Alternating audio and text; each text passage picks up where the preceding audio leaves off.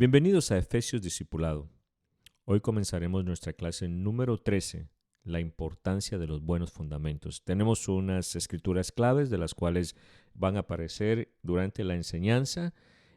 También tenemos una imagen que está en la primera portada de su tema, de su clase, de su material.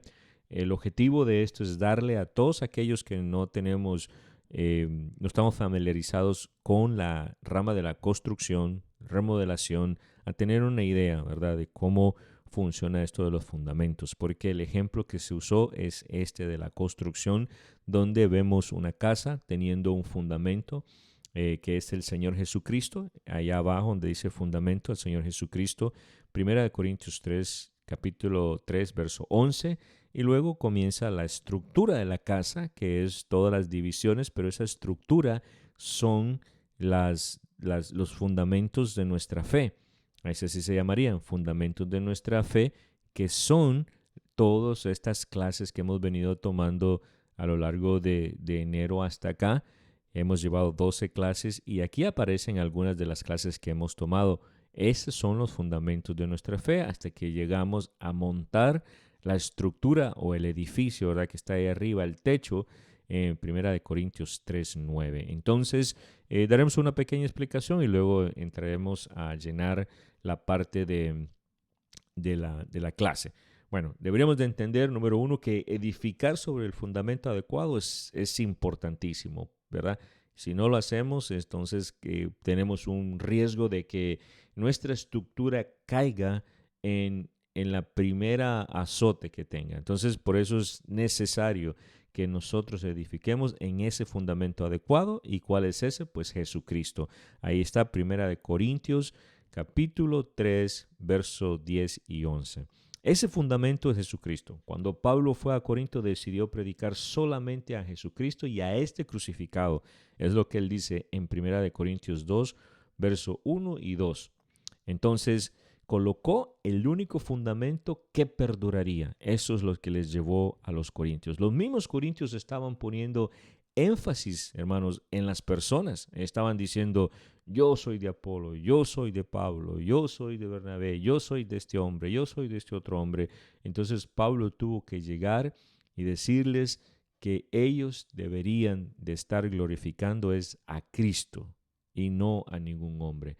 El fundamento se coloca mediante la proclamación del Evangelio. El fundamento es la parte más importante del edificio porque determina el tamaño, la forma y la resistencia de esa estructura que va encima. Todo lo que va encima depende de el fundamento. Amén. Hace unos años yo vi uno de los terremotos más grandes que ha recibido Haití. Fue grande en el sentido del desastre que hizo, pero en cuanto a las mediciones que ellos tenían, era casi 7 puntos, ¿verdad? En la escala de Richter que ellos tienen. Hizo una destrucción, pero fue porque todas las estructuras tenían unos fundamentos malísimos. Entonces, en esa sacudida destruyó casi el 70, 60, 70% del país. Eso fue por la mala estructura, el mal fundamento que tenían ellos. Entonces, un ministerio puede tener éxito o puede fallar dependiendo del fundamento que nosotros pongamos. A todos los que somos parte de los ministerios de la iglesia, necesitamos tener este fundamento para que no perezcamos. Amén, para que vivamos siempre firmes ante cualquier acechanza del enemigo. Amén. Entonces, nosotros debemos de entender que este fundamento, de la única forma que podemos estructurarlo de una forma sólida, es a través de la palabra de Dios, es a través de su palabra, del conocimiento y de la forma de vivir de ella también. Luego, también en Corintios capítulo 3, 1 Corintios 3, verso 12 al 17, Pablo nos está hablando acerca de qué materiales están usando ustedes para edificar ese fundamento, para edificar esa estructura, porque estamos encima de un buen fundamento, pero qué materiales usamos para ponerle a nuestra estructura. Y él dice, pues ahí hace dos grupos. Uno es el oro, plata, piedra preciosa, que esos son materiales pues permanentes, hermosos, valiosos, difíciles de conseguir también. Pero también él pone el otro material que son pasajeros, como la madera, el heno, la hojarasca. Son pasajeros, son ordinarios, son feos, son baratos. Cada vez que vayamos a edificar algo, una estructura para el Señor, debemos de buscar lo mejor. A Él sea lo mejor. ¿Qué quiso simbolizar Pablo con la elección de los materiales? Pues yo creo que Pablo estaba en sí, personalmente creo que él estaba refiriéndose a la doctrina de la palabra de Dios. En cada sección de este capítulo se representa la palabra de una manera que está adecuada a la imagen de la iglesia que Pablo estaba utilizando. La palabra es el alimento para la familia, la semilla para el campo, los materiales para el templo. El libro de Proverbios, hermanos, fíjese cómo mira la palabra. El libro de Proverbios presenta la sabiduría de la palabra de Dios como un tesoro que se debe de buscar, proteger e invertir en la vida diaria. Consideremos estos pasajes, por ejemplo, Proverbios 3, verso 13 al 15, dice: Bienaventurado el hombre que halla la sabiduría y que obtiene la inteligencia, porque su ganancia es mejor que la ganancia de la plata y sus frutos más que el oro fino, más precioso que las piedras preciosas. Y también tenemos Proverbios 2, del 1 al 5, que dice: Hijo mío, si recibieres mis palabras y mis mandamientos guardares dentro de ti, haciendo estar atento tu oído a la sabiduría, si inclinares tu corazón a la prudencia, si clamares a la inteligencia, a la prudencia dirías tu voz, si como a la plata la buscares y la escudriñares como a los tesoros, entonces entenderás el temor de Jehová y hallarás el conocimiento de Dios. Mire cómo dice el principio: Hijo mío, si recibieres mis palabras. Y luego al final le dice que entonces hallaría el conocimiento de Dios. Proverbios 2, verso del 1 al 5. Y también Proverbios 8, del 10 al 11. Así es como mira la palabra del proverbista. Dice: recibid mi enseñanza, y no plata y ciencia, antes que el oro escogido, porque mejor es la sabiduría que las piedras preciosas y todo cuanto se puede desear. Esto es lo que necesitamos, la palabra como un fundamento para nuestra vida. Amén. Entonces, poniendo estos ejemplos de lo que hemos estado hablando ahorita, quiero que vayamos y comencemos a llenar ya nuestro material, y vamos a dar una introducción, que es lo que tenemos aquí. Vamos a ir bajando todo. Mientras bajamos, quiero que usted vaya llenando, mi hermano, su material, ¿verdad? Y vamos a ver en la introducción. Aquí tenemos algunas definiciones. Un fundamento es una sustancia encima de la cual construye una estructura. El fundamento en realidad apoya el edificio. Cada parte del edificio depende del fundamento.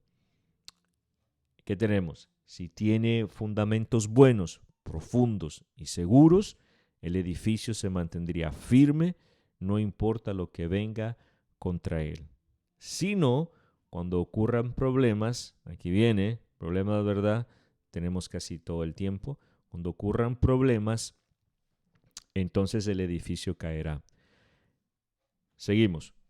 Como discípulos de Jesús, nuestras vidas son estructuras espirituales. Entendamos esto, hermanos, es muy importante. Las escrituras, mire, en las escrituras, estas estructuras se llaman templo del Espíritu Santo, el templo de Dios, edificio de Dios y una casa espiritual. Todas estas citas que usted ve aquí están identificándonos como nosotros, como una estructura del Espíritu Santo, del templo de Dios. Amén. Entonces también tenemos: solo se puede construir fuerte, alto y capaz de resistir problemas si los fundamentos son debidamente echados. ¿Quién dijimos que era el único fundamento? Básicamente el único fundamento es Jesucristo. Si estamos fundamentados en Jesucristo, vamos a poder soportar todo este tipo de acechanzas que tenemos en la vida. Entonces, ahora iremos a nuestro primera punto. Ya vimos la introducción. El primer punto es Jesús, el fundamento. Ok, vamos a llenar aquí. Amén. Bueno, entonces comenzamos. Número 1. ¿Por qué nadie puede poner otro fundamento que el que está puesto, el cual es Jesucristo? Realmente, ningún otro fundamento que no sea Jesucristo, la doctrina, las enseñanzas de la palabra de Jesucristo, pudiera ayudarnos a soportar todas las acechanzas del diablo. ¿Por qué? Porque Cristo lo ha vencido. Lo venció en la cruz, lo venció cuando estuvo en vida. Él no pecó, él nunca tuvo nada que ver con el pecado. Él fue fiel ante Dios, fue un hombre recto, digno, justo. Y por eso es que ese fundamento que nosotros tenemos es el que nos ayuda a enfrentar a nuestro enemigo. También el mejor fundamento de todo es para un edificio, pero el mejor fundamento de todo para un edificio es la roca sólida. Otras capas menos estables, tales como la grava, arena, tierra, arcilla y roca porosa, deberían de ser quitadas para que una estructura grande pueda ser construida en una roca sólida. ¿Qué quiere decir esto, hermanos? Que cuando tenemos a Cristo como nuestra roca sólida, entonces podemos construir ahí nuestra casa y esa casa va a prevalecer.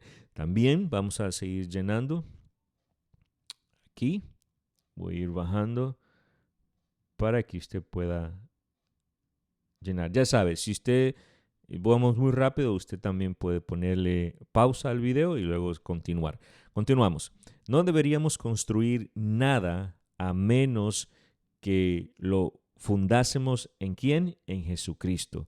Él es nuestra roca, dice 1 Corintios 10:4, y no deberíamos ni hacer ni construir nada que Él no esté apoyando. Todo lo que hacemos, hemos hablado esto en nuestro lenguaje espiritual o cotidiano, es que nosotros Dios me habló, Dios me dio esta palabra, Dios me dijo que hiciera esto. Esa es la señal, o Dios me mostró en las Escrituras que deberíamos de hacer este proyecto. Estamos fundamentándonos nosotros en ese fundamento que es Cristo. Estamos apoyándonos en ese fundamento que es Cristo y nosotros no deberíamos de hacer nada que no esté puesto sobre esa roca que es Cristo. Si intentamos construir algo fuera de esta verdad, entonces el día del juicio lo traerá a la luz. Ese día del juicio nos va a venir a decir: yo no te dije eso, yo no dije esa palabra, yo no puse esto, yo no te dije que hicieras esto, yo no te dije que fueras por allá. Todas las cosas que hacemos debemos de estar seguros que vienen del Señor, porque todo lo que hayamos construido será probado y recibiremos recompensa por lo que sobreviva. Y si vemos ahí primera de Corintios 3, verso del 10 al 15, yo sé que es largo, pero aquí cuando usted lo lea todo se va a dar cuenta que cada cosa que nosotros hagamos van a ser probadas por el fuego. Las que prevalezcan son las que vinieron del Señor. Jesús apoyará solo lo que ve que el Padre está haciendo. Juan 5:19 dice: por eso Jesús respondiendo les decía, en verdad os digo que el Hijo no puede hacer nada por su cuenta, sino lo que ve hacer al Padre, porque todo lo que hace el Padre, eso también hace el Hijo de igual manera. Entonces, mire, Jesús solo va a apoyar lo que ve que el Padre está haciendo. En otras palabras, nada que el Padre no apoye, Jesús no apoyaría. Tengamos cuidado cuando nosotros estamos levantando estructuras en la iglesia, en nuestras vidas, en la vida de otras personas, que estamos poniendo estructuras que el Padre no quiere, porque Jesucristo no nos va a apoyar. Esa es una regla que Él siempre ha tenido. Debemos, pues, pedir a Dios, el Padre, que su voluntad se cumpla en nuestra vida y hacer solamente lo que Él desea que nosotros hagamos. Entonces sabemos que Jesús, hermano, está apoyando y podemos empezar a construir. Es muy importante que en todo lo que vayamos a emprender, amados hermanos, nosotros estemos seguros que Jesús nos está apoyando, que Él está ayudándonos o nos va a ayudar a construir lo que estamos diciendo, porque si no sería una obra fallida, una obra que vamos a gastar esfuerzo, tiempo en destruir o en hacer algo que después va a ser destruido con mucha facilidad. Bueno, entraremos al punto número 2 y aquí en una escritura muy conocida por nosotros, la cual es Lucas 6, el verso 46 al 47, al 49, y entra con una pregunta diciendo: ¿y por qué me llamáis Señor, Señor, y no hacéis lo que yo digo? Todo el que viene a mí y oye mis palabras y las pone en prácticas, os mostraré a quién es semejante. Es semejante a un hombre que edificó una casa, cavó hondo y echó cimientos sobre la roca. Y cuando vino una inundación, el torrente rompió contra aquella casa, pero no pudo moverla porque había sido bien construida. Verso 49 dice: pero el que ha oído y no ha hecho nada es semejante a un hombre que edificó una casa sobre la tierra sin echar cimiento, y el torrente rompió contra ella, y al instante se desplomó, y fue grande la ruina de aquella casa. Yo creo que a nadie de los que está escuchando este video, e incluso mi persona, quiere que nuestra casa se derrumbe de una forma tan simple, de una forma tan rápida, ¿verdad? Porque nosotros estamos trabajando para edificar sobre la roca y no sobre la arena. Queremos que lo que estamos haciendo perdure para la próxima generación, sus hijos, los hijos de sus hijos. Haya Efesios 2:20 para rato, para cuando el Señor venga, tengamos un remanente firme en la viña del Señor. Pero para eso necesitamos edificar bajo las formas correctas, poner esos fundamentos. Mucha gente, hermanos, incluyendo muchos cristianos, están construyendo su vida encima de fundamentos inestables, tales como el materialismo, la ambición, el deporte, la educación, filosofías, tradiciones de hombres, sabidurías humanas y muchas otras cosas. El único fundamento estable de roca sólida es el Señor Jesucristo, que es la palabra viva. Eso es lo único que nosotros deberíamos de buscar para poder establecer estos fundamentos, estas estructuras que estamos levantando. Amén. Continuamos. De este pasaje en Lucas podemos notar los siguientes puntos. Número 1, ahí está el número 3 también. Ok, 1, 2 y 3. El número 1, ¿qué constituye una vida sólida? Bueno, lo dice el verso 47. Todo aquel que viene a mí, dice, y oye mis palabras y las pone en práctica. Esta es la clave para los fundamentos, para las estructuras sobre el fundamento de Cristo. Que nosotros, hermanos, tengamos una vida constituidamente, una vida que la hemos constituido de una forma sólida. ¿Cómo se constituye esto sólido? Bueno, escuchando al Señor, escuchando su palabra y poniéndola en práctica. Porque el segundo punto es la pregunta del verso 46. ¿Puede uno oír y no hacer? Eso depende de su relación con el Señor. ¿Cómo está su relación con el Señor? Porque usted puede oír que el Señor le está pidiendo santidad, pero ¿la está haciendo? Usted puede oír que el Señor le está pidiendo unidad. ¿Está usted buscando la unidad? Entonces, este es donde nos confronta la palabra. ¿Puede uno oír y no hacerlo? ¿Qué dice la palabra acerca del perdón? ¿Qué dice la palabra acerca de nuestros enemigos? Aquellos que nos están vituperando, aquellos que nos están agrediendo. ¿Qué dice la palabra? Dice que nos defendamos, dice que los ataquemos o contraataquemos. Nos dice que no, nos dice que perdonemos, que amemos, que busquemos. Entonces, ¿qué tenemos que hacer? Es hacer lo que la palabra de Dios dice. Porque luego dice, en Santiago dice, ¿por qué me llamáis Señor y Señor? perdón, este es en verso 46 de Lucas, ¿por qué me llamáis Señor, Señor y no hacéis lo que yo digo? Esto es conocer la palabra y no hacerla. Entonces, usted puede encontrar otra referencia ahí en Lucas capítulo 1, verso 21 y 25. El Señor nos está diciendo, si yo soy tu Señor, entonces escucha, hace, practica mi palabra. Y esa sería una buena base para poder construir. Número 3, ¿cómo es el que oye y hace la palabra? Verso 48 del inicio. Bueno, es semejante a un hombre que edifica una casa, cavó profundo y puso el fundamento sobre la roca. Quitó todo lo que estaba entre él y la roca. Mire, ¿qué es cavar profundo?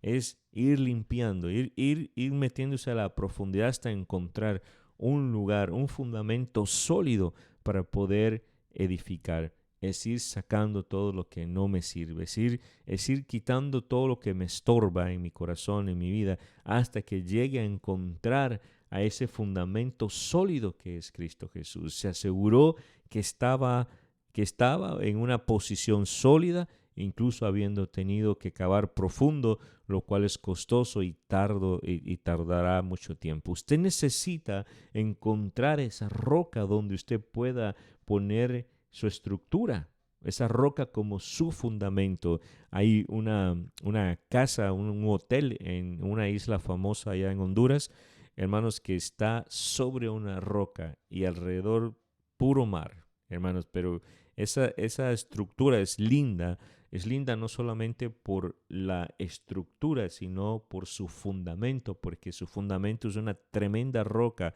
grandísima y está ahí edificaron un hotel. Solo se llega, pues bueno, por medio de barco, de bote, de lancha, lo que sea, pero eso es algo precioso, amén. Entonces, nosotros debemos de recordar que para nosotros poder edificar necesitamos encontrar esa roca preciosa que es Cristo Jesús. El punto número 4, 5 y después veremos 6 y 7. Ok, ¿por qué se debe construir la casa sobre la roca? Verso 48. Cuando vino la inundación, ¿qué sucedió? El río dio con mucho ímpetu, quiere decir con mucha fuerza contra aquella casa. Vemos cuando los ríos, los mares se salen, van con todo y golpean a las estructuras que están, pero eso es con la naturaleza. Entonces, y vimos que resistió. ¿Por qué? Porque resistió, es porque estaba fundamentada sobre Cristo Jesús. Es la naturaleza de la vida que tengamos tormentas. Hebreos lo dice en el capítulo 12, verso 25 al 19. Nadie se escapa de las tormentas. Amén. El punto número 5. ¿Qué le pasó a la casa en la roca? Verso 48, la otra mitad del verso 48. Bueno, la casa no pudo ser movida porque estaba bien construida, estaba fundamentada en la roca. Habrán tormentas en nuestra vida cristiana, pero si estamos oyendo y haciendo la palabra de Dios, las tormentas no nos moverán. Esto es lo lindo que en su vida espiritual tenga un fundamento como el fundamento de Cristo. Entonces, todo lo que viene, todas las tormentas, todos los vientos fuertes, no van a poder mover esa estructura que usted ha fundamentado o ha hecho sobre la roca. Amén. Vamos a continuar en el punto 6 y el 7. En el punto 6 dice, ¿cuál es el peligro al construir nuestra vida cristiana? Bueno, en el verso 49a dice, el que oyó y no hizo. Ese es el peligro. El que oye y el que no hace. Es semejante al hombre que edificó su casa sobre la tierra sin fundamentos. O sea, ahí como dice Mateo 7:26, lo puso sobre esa arena. ¿Qué es una estructura sobre una arena? Pues todos sabemos, hermanos, que es un completo fracaso. En el punto número 7, ¿qué le pasa a la casa sin fundamento? Y está en el verso 49 y su segunda parte, pues contra la cual el río dio con mucho ímpetu, el mismo río y tormenta que dio contra la casa en la roca y que cayó fue y que no cayó, quiero decir, y fue el que azotó a esta casa. fue grande la ruina de aquella casa. Fíjese bien, está hablando de una estructura. Está hablando de una estructura, y nos está dando esa como una forma de ilustración. Necesitamos reconocer cualquier fundamento inestable en nuestra vida, admitirlo, quitarlo para que llegue la roca sólida con la ayuda del Espíritu Santo. Hermanos, ¿sobre qué está fundamentado su vida espiritual? ¿Sobre qué bases ha puesto usted para seguir a Cristo? ¿Cuál es su fundamento? Porque esto es lo que nos está tratando de hablar la palabra aquí en Lucas, en Lucas, la escritura en Lucas 6, verso 46 al 49. ¿Está sobre la roca o está sobre la arena? Miren, los fundamentos sobre la arena son fáciles porque son rápidos, ¿verdad? Se edifican rápido. Básicamente usted empieza a edificar desde la estructura hacia arriba, porque el fundamento usted lo usó, la arena es como su fundamento. Pero cuando va a edificar sobre la roca, usted sabe que es más costoso, que tiene que tardarse más tiempo, trabajar más. Pero al final, ¿cuál fue la recompensa?